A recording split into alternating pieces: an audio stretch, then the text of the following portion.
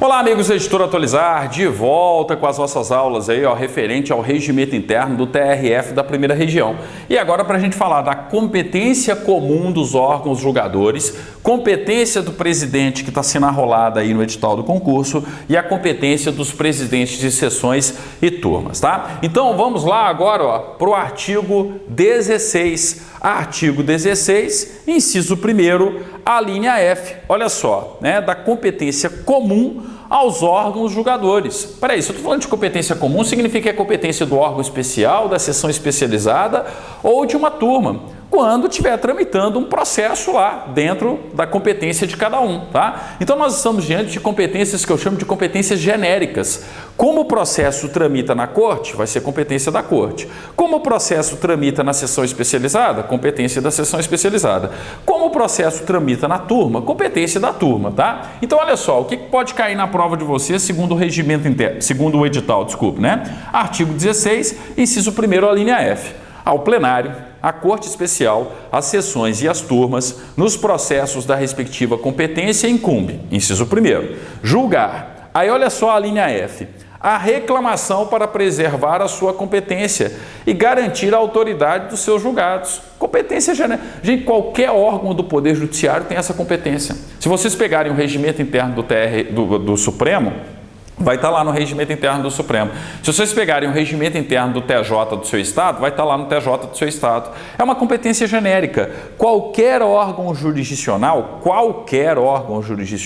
em um tribunal tem competência para processar e julgar a reclamação para preservar a sua competência. Alguém provocou o TRF da primeira região falando assim, TRF, estão julgando uma competência que é sua. Só que aqui é no âmbito interno. É como se eu provocasse a Corte Especial e falasse, Corte Especial, tem gente aí julgando uma competência que é sua.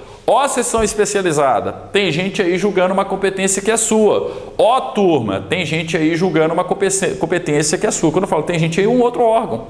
Então, para preservar a competência do órgão, ele vai julgar essa reclamação. Opa, peraí, essa competência é minha. Ou então falou, não, essa competência realmente não é minha, é daquele outro órgão, tá? Então é uma reclamação para preservar a sua competência e garantir a autoridade dos seus julgados. Quem já estudou Poder Judiciário na Constituição Federal comigo, né, não teve nenhuma dificuldade nisso aí, tá? Então, artigo 16, inciso 1º, a linha F. E o artigo 17, inciso 3º, inciso 4º, olha só.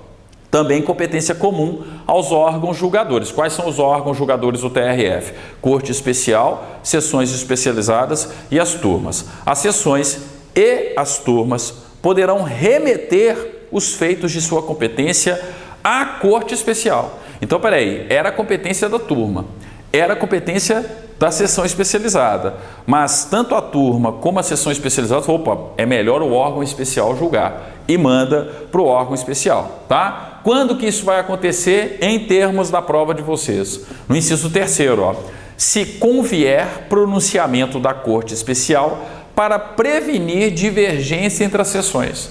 Ou seja, já se sabe que se uma sessão especializada julgar, vai criar uma divergência de entendimento com a outra sessão.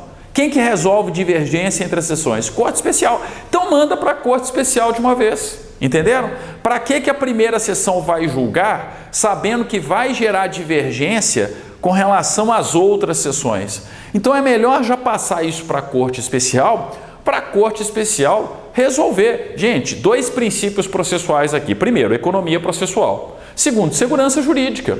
Já manda para a Corte Especial. Não é o órgão jurisdicional mais importante? Está dentro disso aqui, nós já vimos essa competência, tá? Então, no fundo aí, o regimento interno está repetindo. E o inciso 4º, se houver proposta de assunção de competência pelas sessões. Aqui é o contrário, as turmas estão mandando para as sessões. A primeira turma sabe que vai gerar divergência com relação à segunda turma. Já manda para a sessão já resolver a questão. É a mesma situação, só que num nível menor.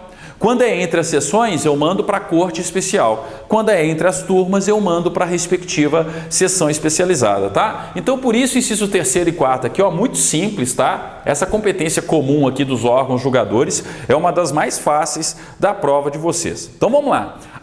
O que cai sobre cargos de direção? Primeiro, assim, ó, questão básica, né? Vale a pena você lembrar quais são os cargos da direção. Presidente, vice-presidente e o corregedor regional, tá? Só que de competência mesmo, gente, só o artigo 21.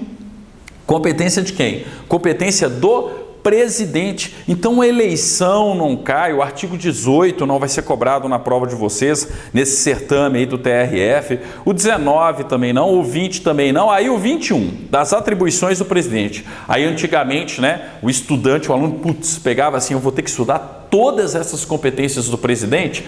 Olha como que o edital foi bonzinho com vocês. Inciso 32, a linha K e L. Então vamos lá para o inciso 32, a linha K e L é uma competência aí do presidente. Inciso 32, decidir. A linha K, vamos lá para a linha K.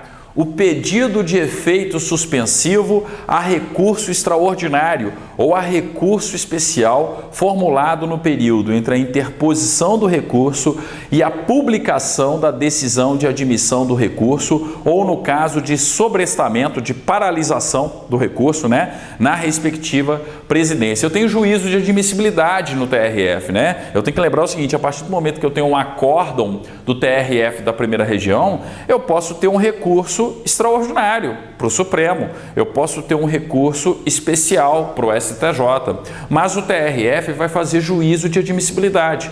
E enquanto eu não tenho esse julgamento do juízo de admissibilidade, pode ser concedido um efeito suspensivo. Mas espera aí, professor, um efeito suspensivo para o recurso vai ficar suspenso? Não, não é isso, tá? Não é um efeito suspensivo para o recurso, mas para o acórdão. Então, tendo em vista a interposição do recurso extraordinário, tendo em vista a interposição do recurso especial, eu tenho o efeito suspensivo. Quem vai decidir a respeito desse efeito suspensivo ou não, tá? Justamente o presidente. Então, percebendo como é que o concurso de vocês está focado né, nas competências jurisdicionais, eu abri mão, né, o edital, abriu mão das competências administrativas e está cobrando aqui, ó, uma competência jurisdicional. Então, compete ao presidente decidir sobre o pedido de efeito suspensivo a recurso extraordinário ou a recurso especial formulado no período entre a interposição do recurso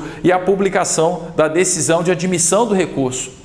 Entre a interposição do recurso, além, né, a interposição do recurso e a publicação da decisão do juízo de admissibilidade. Eu posso ter um efeito suspensivo. Quem vai decidir a respeito desse efeito suspensivo? O presidente, tá ok? Então, cuidado com a linha K. Se não for a linha K, vai ser a linha L, o requerimento de exclusão dos autos, da decisão de sobrestamento, que paralisa, né, o andamento do recurso, o requerimento de exclusão dos autos da decisão de sobrestamento para que seja inadmitido o recurso extraordinário ou o recurso especial por intempestividade, ou seja, a parte recorreu, mas fora do prazo. Então, quem vai decidir sobre o requerimento de exclusão dos autos da decisão de sobrestamento? Então, não cabe paralisar esse recurso, não cabe o sobrestamento, tá? Por quê? Porque ele foi interposto de uma maneira intempestiva. Quem vai decidir isso é o presidente, tá? Então, mais uma competência jurisdicional aqui do presidente. Sinceramente, ficou muito tranquilo, muito fácil, sabe por quê? Não tem a competência dos outros cargos da direção. Então, na hora que vier essas duas questões mais jurídicas, mais processuais, mais técnicas e muito voltadas aí, sobretudo, para o bacharel em Direito, para os cargos privativos de bacharel em Direito, quem que vai decidir? O presidente, tá? É uma competência do presidente. Além disso, ó, 33. Qual que é a competência aqui, ó? Determinar de imediato o cumprimento da decisão que julgar procedente a reclamação, permitida a delegação dessa competência aos presidentes de órgãos fracionários. Então, eu tive uma reclamação para a preservação da competência do TRF, dos órgãos do TRF, já vimos, é uma competência comum aos órgãos julgadores. Então, quem que vai determinar de imediato o cumprimento da decisão para respeitar a competência jurisdicional do TRF? O presidente, tá? Agora, se ele quiser, ele pode delegar isso também para a presidência dos órgãos fracionários. Então, para o presidente da primeira sessão, da segunda sessão, para o presidente de turma, isso pode ser delegado pelo presidente a eles, ok? E 39, qual que é o... 39, não, desculpe, 49, né? Que é a próxima aí, arrolada pelo edital. Então, compete ao presidente lavrar as conclusões e a ementa e mandar publicar os acórdãos dos órgãos que presidir. Quem que preside a Corte Especial? O presidente do TRF. Então, é ele quem vai mandar lavrar, tá? É ele quem vai, né? Tem a competência de lavrar as conclusões e a ementa e mandar publicar o acórdão dos órgãos que presidir da Corte Especial. A Corte Especial decidiu, tá? Lavrar as conclusões e a ementa, o resumo, tá? E mandar publicar essa ementa, publicar não só a ementa, mas também o acórdão das decisões da Corte Especial, competência jurisdicional do presidente. Então, ó, tudo competência jurisdicional, excluíram do estudo aí, do edital de vocês, a competência administrativa. É o único cargo de direção arrolado no edital. Percebam que não cai competência do vice-presidente, não cai competência do corregedor regional, tá? A próxima competência que a gente tem que estudar são as competências, né? São as atribuições dos presidentes de sessão e de turma. Então, ó, o artigo 28, né? Lá no edital, tá arrolado para vocês, ó. É o artigo 28, é o presidente da turma. Peraí, vamos conferir lá no edital se é isso aqui mesmo, ó, tá? Competências dos presidentes de sessões e turmas, artigo 28, inciso 5º e inciso 7º. Ó, lá no edital, eu tenho lá, ó, depois do artigo 21, tá? Que é a questão do presidente, ok? Das atribuições do presidente, aí vem, né? Alíneas K, L, que aí vem artigo 28, ó, capítulo 4, das atribuições dos presidentes de sessão e de turma. Exatamente isso, ó. Inciso 5º e inciso 7º. Então, ó, agora a gente vai para o artigo 28, 5º e 7º. Ou seja, eu não preciso nem estudar a competência dos presidentes de sessão. O que eu preciso estudar mesmo é a competência do presidente de turma, tá? Então, o foco aqui, ó, é o presidente da turma, artigo 28, inciso 5º e inciso 7. Compete ao presidente de turma, tá? Inciso 5º. Olha só que questão óbvia. Assinar os ofícios executórios e quaisquer comunicações referentes aos processos julgados pela turma, depois de exaurida a competência jurisdicional do relator. Até um determinado momento, é competência do relator. Se o relator não exerce, né, passa a competência do relator ali, quem que vai justamente ter essa competência? O presidente da turma. Então, ó, compete ao presidente de turma, tá? 5º, assinar os ofícios executórios, cumpra-se, né? Então, eu estou tendo aqui atos ordinatórios, executórios, transmitidos, sobretudo, aos juízes federais de primeira instância. Então, assinar os ofícios executórios e quaisquer comunicações referentes aos processos julgados pela turma. Quando?